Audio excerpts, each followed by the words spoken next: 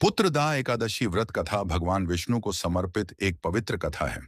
यह व्रत संतान सुख, संतान की लंबी आयु और परिवार की सुख समृद्धि के लिए विशेष माना जाता है।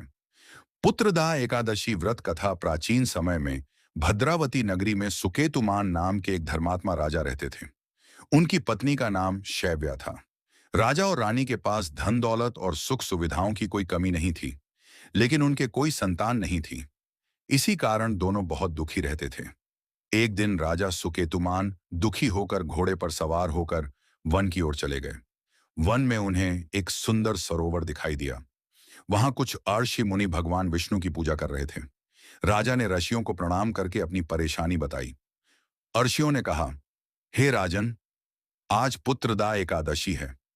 आप श्रद्धा पूर्वक भगवान विष्णु का व्रत और पूजन करें। इससे आपकी मनोकामना अवश्य पूर्ण होगी।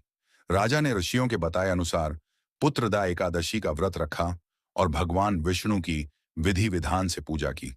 उन्होंने पूरी श्रद्धा से भगवान से संतान प्राप्ति की प्रार्थना की।